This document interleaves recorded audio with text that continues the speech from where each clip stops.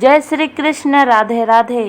दोस्तों, होली रंगों का त्यौहार है, लेकिन कुछ गांवों में होली से पहले ऐसे पुतले बनाए जाते हैं जो अश्लील होते हैं, संभोग दर्शाते हैं और मजाक में जलाए जाते हैं। क्या यह हमारी संस्कृति है?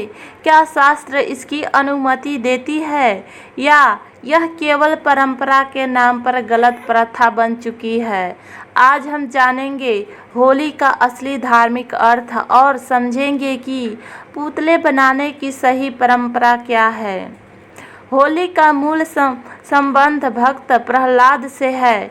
उनके पिता हिरण्यकश्यप स्वयं को भगवान मानते थे, लेकिन प्रहलाद भगवान विष्णु की भक्ति करते थे। क्रोधित होकर हिरण्यकश्यप ने अपनी बहन होलिका को आदेश दिया कि वह प्रहलाद को आग में बैठाकर मार दे। लेकिन होलिका को वरदान था कि आग उसे नहीं जला सकती, लेकिन जब वह प्रहलाद को लेकर अग्नि में बैठी तो भगवान की कृपा से प्रहलाद बच गए और होलिका जल गई। इसी घटना की याद में होलिका दहन किया गया। यह भक्ति की जीत और अहंकार की हार का प्रतीक है।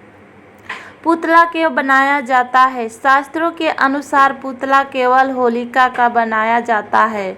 उसका अर्थ होता है अहंकार का दहन, बुराई का अंत, अधर्म का नाश, भक्ति की विजय। कहीं कहीं प्रहलाद का छोटा प्रतीक भी रखा जाता है जो भक्ति का प्रतीक है, लेकिन शास्त्रों में कहीं भी अश्लील पुतले बनाने का उल्लेख नहीं मिलता। अश्लील पुतले बनाने की प्रथा कहाँ से आई? कुछ जगहों पर होली को उन्मुक्त उत्सव मानकर लोग मजाक में अश्लील गीत, गालियाँ और अश्लील पुतले बनाने लगे। समय के साथ यह लोक परंपरा बन गई, लेकिन ध्यान दीजिए, लोक परंपरा और धर्म परंपरा अलग होती है। धर्म हमें संयम सिखाता है और होली का उद्देश्य भी यही है कि हम अपने भीतर की बुराइयों को जलाएं।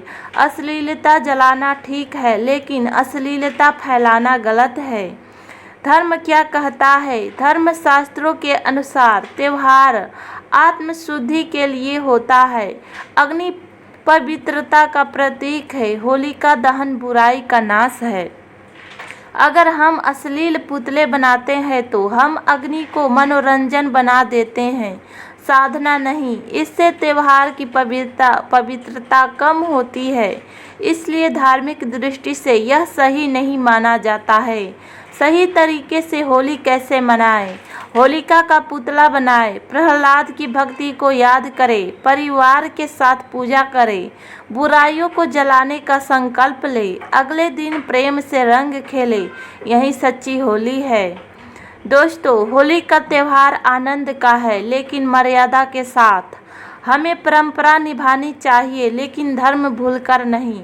अगर हम होली को भक्ति और प्रेम से मनाएं तो यह केवल त्यौहार नहीं, आध्यात्मिक साधना बन जाती है।